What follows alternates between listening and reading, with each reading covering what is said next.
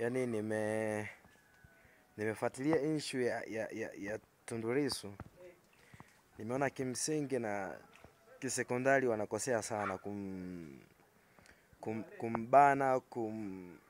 kumbana, kumminya, kumfanya asiwe anaongea ama asiongee masuala ya haki na kiutu na kiubinadamu.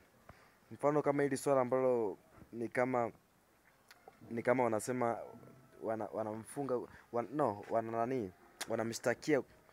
wanamstaki kwa uhaini. Swala ambalo wanasema wanamstaki kwa sababu ya uhaini ni kitu ambacho wanakosea sana. Yaani kiuhalisia kwa nchi zetu za Tanzania, ukishikwa na kosa la uhaini, yani bora walau shikwa na makosa mengine, lakini sio kosa la uhaini. Kwa hilo hapo piga huwa garagaza. Hilo hapo ni halinaga mdhamana.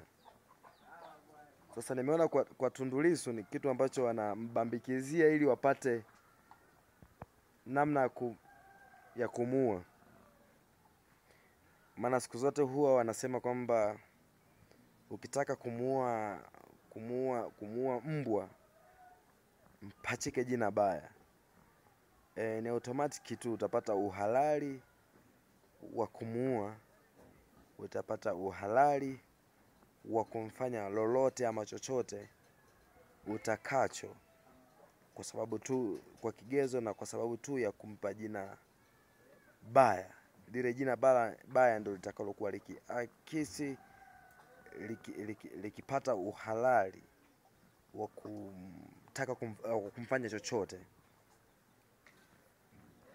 Kimsingi na kisekondari tu ni kukaa chini, kuyazungumza, kuyamaliza, kuyaongea. Ila swala la kumbambikizia kesi, nadhani mamlaka na serikali zilitazame hili na zione kabisa linalofanya sio haki na wala sio ubinadamu. Ubinadamu ni kufanya mambo yaende sawa, yanyoke.